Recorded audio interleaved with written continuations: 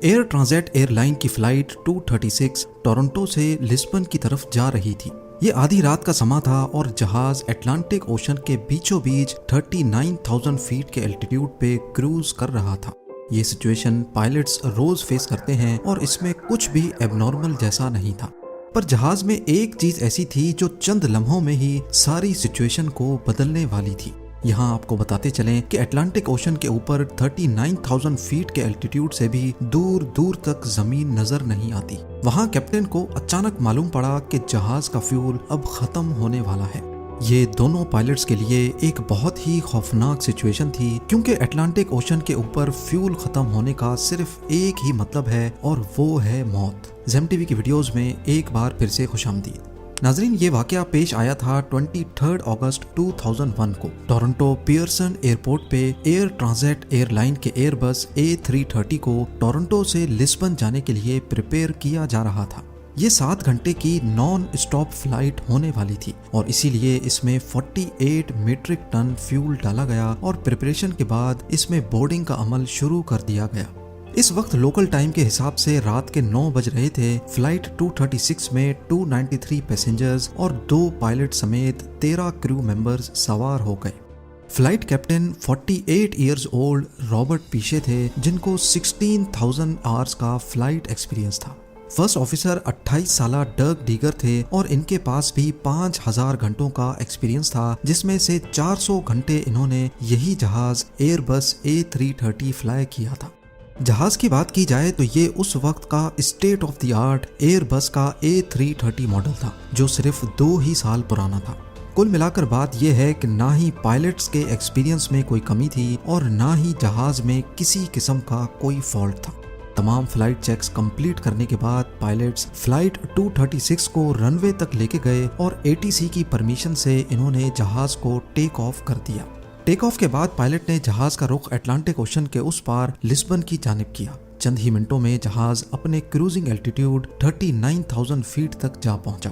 अमूमन इस तरह की लॉन्ग फ्लाइट्स पे पायलट्स का ज्यादा काम नहीं होता, क्योंकि ज्यादातर काम ऑटो पायलट सिस्टम ही करता है। पायलट सिर्फ सिचुएशन मॉनिटर करते हैं और कंट्रोल टावर को अपनी लोकेशन और अपडेट से आगाह करते रहते हैं। फ्लाइट 236 को टेक ऑफ किए 4 घंटे गुजर चुके थे। अभी तक सब कुछ नॉर्मल चल रहा था और पैसेंजर केबिन में ज्यादातर लोग रात होने की वजह से सो रहे थे। जहाज अटलांटिक ओशन के ठीक सेंटर में पहुंच चुका था और यही वो लम्हा था जब जहाज में एक मसला हो गया। कैनेडियन टाइम के हिसाब से रात के 1 बजे पायलट ने जहाज के इंजन नंबर 2 यानी जहाज के राइट इंजन में एक एबनॉर्मल रीडिंग नोटिस की। इंजन में ऑयल का प्रेशर ज्यादा शो हो रहा था, ऑयल की क्वांटिटी कम और ऑयल टेम्परेचर भी लो इंडिकेट हो रहा था। इस तरह का एरर पायलट्स अपने कैरियर में पहली बार देख रहे थे। उन्होंने फौरन फ्लाइट मैनुअल खोला और इस अजीब एरर के बारे में जानने की कोशिश की। नॉर्मली जब जहाज ऑपरेशनल होता है तो वक्त के साथ ऑयल टेम्परेचर बढ़ता है, लेकिन यहाँ वो लो टेम्परेचर इंडिकेट कर रहा था, जो कि किसी भी तरह नॉर्मल नहीं था। उनको फ्लाइट मैनुअल में इस एरर के बारे में कोई इन्फॉर्मेशन ना मिल सकी। पायलट्स ने कनाडा में एयर ट्रांजिट के मेंटेनेंस यूनिट से कांटेक्ट किया और उनको इस एरर के बारे में आगाह किया। बदकिस्मती से मेंटेनेंस यूनिट को भी इस एरर के बारे में मालूम नहीं था। उन्होंने पायलट को कहा कि वो इस एरर को मॉनिटर करते रहें, वो थोड़ी देर बाद उनसे दोबारा कांटेक्ट करेंगे। अगरचे जहाज के राइट इंजन में ऑयल की फॉल्टी रीडिंग्स शो हो रही थीं, लेकिन परवाज में किसी किस्म का भी कोई मसला नहीं था। पायलट्स ये सोचकर रिलैक्स हो गए कि शायद कोई फॉल्टी सेंसर ऑयल की गलत रीडिंग्स दे रहा है। लेकिन आधे घंटे के बाद कैप्टन के सामने एक और एडवाइजरी मैसेज डिस्प्ले हुआ। ये मैसेज ऑयल से रिलेटेड नहीं बल्कि फ्यूल से रिलेटेड था। कमर्शियल एयरलाइंस का फ्यूल उनके विंग्स में इक्वली डिस्ट्रीब्यूटेड होता है और ये नोटिस किया गया कि फ्लाइट 236 के दोनों विंग्स में एक जितना फ्यूल नहीं है। राइट विंग में फ्यूल की क्वांटिटी लेफ्ट के मुकाबले में कम थी। अब नॉर्मली ये मसला भी इतना सीरियस नहीं होता, क्योंकि इस मसले को फ्लाइट के दौरान ही फिक्स किया जा सकता है। कैप्टन ने इस मसले को फिक्स करने के लिए क्रॉस फीड वाल्व खोल दिया, जिससे लेफ्ट विंग से फ्यूल राइट विंग में जाना शुरू हो गया और मिनटों में अब वापस दोनों विंग्स में फ्यूल की क्वांटिटी बराबर हो चुकी थी। इस बात को अभी 10 मिनट ही गुजरे थे कि कैप्टन को लो फ्यूल की वार्निंग दिखना शुरू हो गई। ये एक ऐसा मसला था जिसको कोई भी पायलट फेस नहीं करना चाहता, और वो भी पैसेंजर से भरे जहाज में। पायलट ने देखा कि राइट विंग में दोबारा से फ्यूल कम हो गया है और अब दोनों विंग्स को मिलाकर भी इतना फ्यूल भी नहीं है जिससे लिस्बन पहुंचा जा सके। अब की बार मामला सीरियस हो चुका था। अटलांटिक ओशन के बीचों बीच प्लेन को डाइवर्ट करने के ज्यादा ऑप्शन भी मौजूद नहीं थे। हकीकत में इनके पास एक ही ऑप्शन था और वो था एजोर्स आइलैंड। ये आइलैंड्स अटलांटिक ओशन में मौजूद पोर्चुगल टेरिटरी का हिस्सा हैं, जहां टर्सेरा नामी आइलैंड पर एयरपोर्ट मौजूद है। कैप्टन ने पहली फुर्सत में सेना मेरिया एटीसी से राब्ता किया और उनको बताया कि वो इस एयरपोर्ट पे फ्यूल शॉर्टेज की वजह से लैंड करने जा रहे हैं। पर अभी तक पायलट को भी कंफर्म नहीं था कि वो इस एयरपोर्ट तक पहुंच भी पाएंगे या फिर उनको ओशन में ही लैंड करना पड़ेगा। इस वक्त जहाज में 7 टन फ्यूल बचा था, यानी करीब 7000 केजी। देखने में तो ये बहुत ज्यादा है, लेकिन असल में ये A330 की फ्यूल कैपेसिटी का सिर्फ 6% फ्यूल था, और वो भी बहुत तेजी से कम होता जा रहा था। पर सवाल ये है कि आखिर फ्यूल कम ही क्यों हो रहा था? क्या इस बार भी कोई फॉल्टी सेंसर गलत रीडिंग दे रहा था या फिर असल में फ्यूल की कमी थी? फ्यूल का कम होना सिर्फ एक सूरत में मुमकिन है कि कहीं ना कहीं से फ्यूल लीक हो रहा हो। ये पता लगाने के लिए कैप्टन ने फ्लाइट क्रू को इंस्ट्रक्शंस दी कि विंग की ट्रेलिंग एज यानी विंग के पिछले हिस्से को जाकर मॉनिटर करें। अगर तो फ्यूल लीक हो रहा होगा तो जरूर वहां से कोई इंडिकेशन मिलेगी, पर अंधेरे की वजह से क्रू को ऐसी कोई इंडिकेशन ना मिल सकी। अब कंडीशन ये थी कि हर 5 मिनटों में 1 टन फ्यूल खत्म हो रहा था। कैप्टन को अब क्लियर हो गया कि फ्यूल कहीं ना कहीं से लीक जरूर हो रहा है। उनके पास अब सिर्फ 25 मिनटों का फ्यूल बाकी बचा था, जिससे टर्सेरा एयरपोर्ट तक भी पहुंचना मुमकिन नहीं था। इस दौरान कैप्टन और फर्स्ट ऑफिसर लगातार मेंटेनेंस यूनिट और एटीसी से कांटेक्ट में थे। मेंटेनेंस यूनिट ने कैप्टन को इंस्ट्रक्शंस दी कि वो फ्यूल लीकेज को कंफर्म करने के लिए जहाज को 39,000 से 20,000 फीट तक लेकर जाएं, पर कैप्टन ने ऐसा करने से इनकार कर दिया, क्योंकि पायलट का मानना था कि अगर फ्यूल लीकेज कंफर्म भी हो गई तो जहाज को वापस ऊपर लेकर जाना पॉसिबल नहीं होगा। एटलीस्ट उनके पास अभी 39,000 फीट्स पर ग्लाइडिंग का ऑप्शन तो बाकी है। अगले चंद मिनटों में सारे शक दूर हो गए जब जहाज के राइट इंजन में आग भड़क उठी।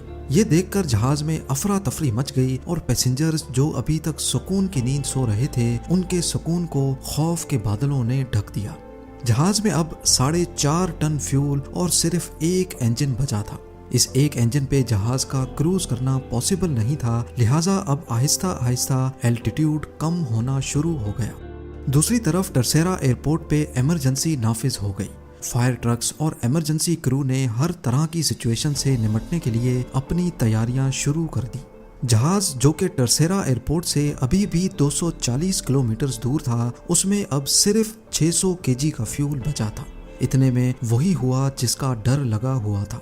जहाज का लेफ्ट इंजन फुल थ्रस्ट पे चलने की वजह से जल गया और अब फ्लाइट 236 बगैर इंजन के अटलांटिक ओशन के ऊपर ग्लाइड करने लगी। यहाँ पर कैप्टन का जहाज को 20,000 फीट तक ड्रॉप ना करने का फैसला बिल्कुल सही साबित हुआ।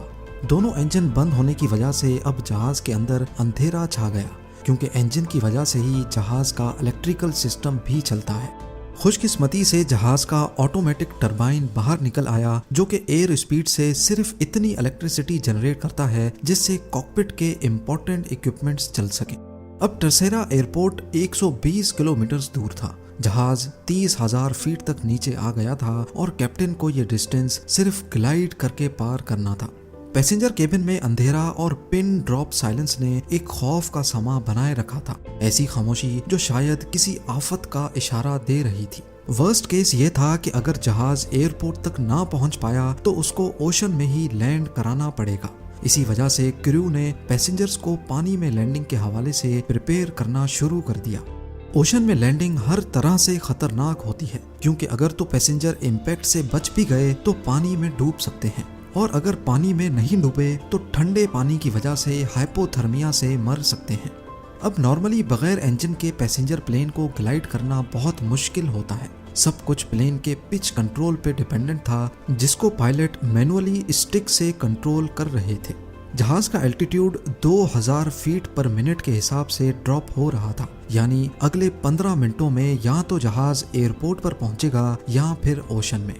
जब प्लेन का डिस्टेंस टरसेरा एयरपोर्ट से 15 किलोमीटर रह गया तो इसका एल्टीट्यूड 13,000 फीट था और नॉर्मली इतने डिस्टेंस पर एल्टीट्यूड 3000 फीट रखना होता है।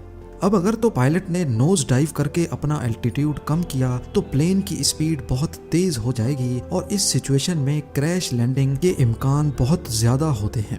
इसीलिए पायलट ने जहाज को वहीं एक 360 चक्कर लगवाया। ये चक्कर जब कंप्लीट हुआ तो एयरपोर्ट से डिस्टेंस उतना ही था जबकि एल्टीट्यूड 5000 फीट तक ड्रॉप हो चुका था। ये एल्टीट्यूड अभी भी ज्यादा था पर इतना ज्यादा नहीं कि एक और 360 लगाया जा सके। इसीलिए पायलट ने जहाज की पोजीशन रनवे की सीध में की और इसको चंद एस टर्न्स लगवाए।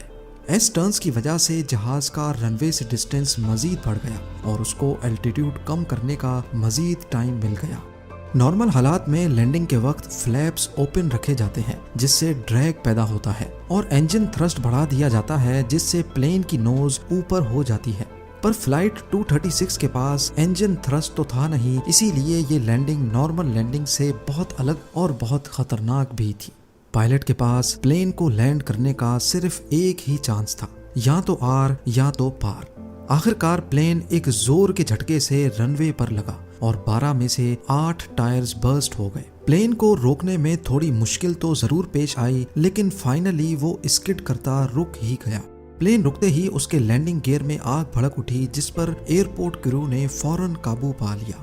फ्लाइट 236 एविएशन हिस्ट्री का वो पहला और आखिरी पैसेंजर प्लेन था जिसने बगैर इंजन के सबसे ज्यादा टाइम तक ग्लाइड करने का रिकॉर्ड बनाया। राइट इंजन में फ्यूल लीकेज के हवाले से जब इन्वेस्टिगेशन हुई तो मालूम पड़ा कि टोरंटो में टेक ऑफ से पहले मेंटेनेंस क्रू ने इंजन का एक पार्ट चेंज किया था, लेकिन वो पार्ट किसी और प्लेन का था। लूज फिटिंग की वजह से उसमें वाइब्रेशन हुई जिसने करीब से गुजरती फ्यूल लाइन को बर्स्ट कर दिया। इस वाक़े के बाद ही एयरबस ने एक नया सिस्टम इंस्टॉल किया जिससे फ्यूचर में पायलट्स को दौरान परवाज फ्यूल लीकेज का भी पता पड़ सकेगा। 1 साल बाद कैप्टन रॉबर्ट पीशे और फर्स्ट ऑफिसर डर्क टीगर को एयरबस A330 पर डेड स्टिक लैंडिंग परफॉर्म करने के लिए सुपीरियर एयरमैनशिप अवार्ड से नवाजा गया। उम्मीद है जेम टीवी की ये वीडियो भी आप लोग भरपूर लाइक और शेयर करेंगे। आप लोगों के प्यार भरे कमेंट्स का बेहद शुक्रिया। मिलते हैं अगली शानदार वीडियो में।